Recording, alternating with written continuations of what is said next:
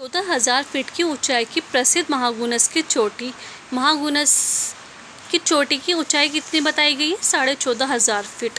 पार करने के बाद उतार पर चल ही रहा था कि जनाब टट्टू जी रह रहकर बिदकने लगे। मैंने घोड़े वाले खान से कहा, खान तुम्हारा घोड़ा गड़बड़ करता है, मुझे डर लग रहा है। लेकिन खान के कान पर जूं न रेंगी। मेरी जान सांसत में कि नीचे हजारों फीट गहरा खड्ड जरा सी गड़बड़ हो कि हड्डी पसली ढूंढे न मिले। तभी टट्टू ने एक जोर की हिनहिनाहट लगाई और लगा दुलत्ती झाड़कर भागने। सारे यात्रियों में खलबली मच गई। मेरे सामने मौत का काला सन्नाटा। जिंदगी अपने बचाव के लिए किस कदर चिपटती है कि जो घोड़ा मेरी जान लेने पर उतारू था उसी से बुरी तरह मैं चिपटा जा रहा था। वो कह रहे हैं कि जिंदगी अपनी ज़िंदगी बचाने के लिए किस कदर चिपटती है ये ज़िंदगी कि जो घोड़ा मेरी जान लेने पर उतारू है उसी से मैं चिपट रहा हूँ। छड़ों की बात थी और मेरा सफाया, लेकिन पता नहीं क्या कैसे हुआ कि मैं ज़मीन पर सही सलामत और खान करहा रहा था। उस घोड़े की लत्ती लगी थी। दुलत्ती लगती तो शायद समा कुछ दूसरा ही होता।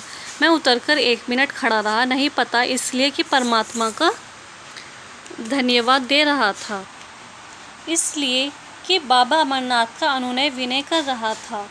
बहरहाल मेरी अमरनाथ यात्रा सफल होते होते बच गई और उनकी ये यात्रा सफल होते होते अधूरी रह गई। सफल इसलिए कि श्रद्धावान लोग कहते हैं कि तीर्थ करते हुए यदि प्राण चले जाएं तो आदमी सीधे बैकुंठ जाता है। तो वो कह रहे हैं कि श्रद्धावान लोग कहते हैं कि अगर इस यात्रा को करते समय हमारी जान चली जाती है तो सीधे स्वर्ग को जाते हैं। मेरा बैकुंठ का टिकट कैंसिल हो चुका था और वो कह रहे हैं कि मेरे स्वर्ग जाने का टिकट कैंसिल हो चुका था और लोग मुझे छू छू कर देख रहे थे। जाको राखे सैया का जाप करते लोग गुजर गए।